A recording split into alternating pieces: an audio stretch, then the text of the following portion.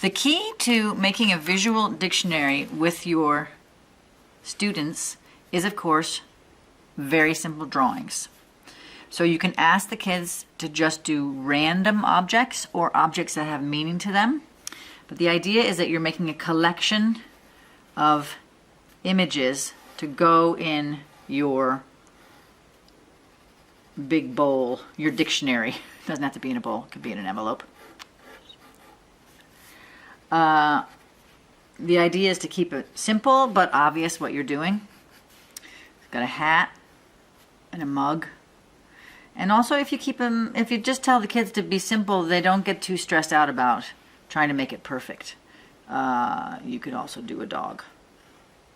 You know, there's a million things to draw, and it doesn't matter how you do it necessarily. So you can either cut them up in squares, or you can cut them up more to the shape that the objects are. It doesn't really matter, whatever suits you, suits the kids. And then the idea is that you amass a big collection of drawings, and they can be food, it can be careers, you can have, there's your hair cutter, there's your clown, there's your waiter, and objects, remote control, paintbrush. So as you can see, you're just amassing a big collection of objects, which can be spoken about in any language.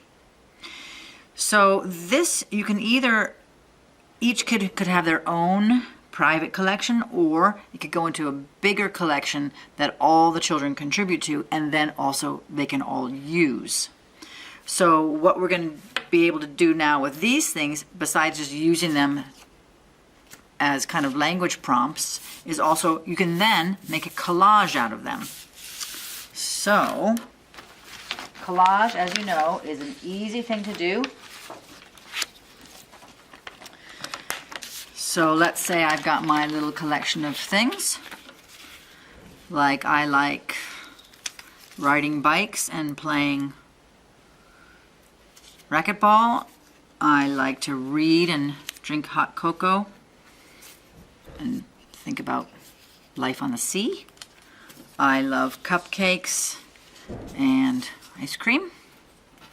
I have a pet bunny. I like to write letters to my grandparents, and I have a new baby sister.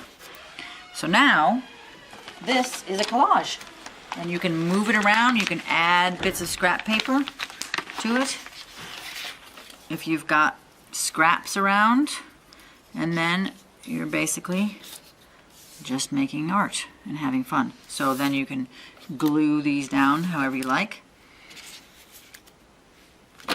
So you can see that's pretty easy and self-explanatory and fun. And then you have a little portrait of a young person's idea, putting forth their idea of what they're like. Now, here's some examples of some finished ones, well, that I did, but so you can encourage the kids to write if they like. So this says I would like a new bike, but I would also like a new motorcycle. This is my favorite color is green.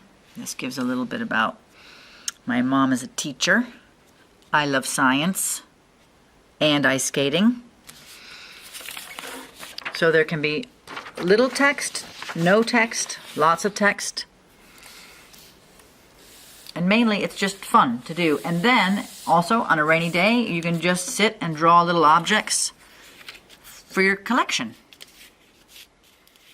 And it's quite relaxing.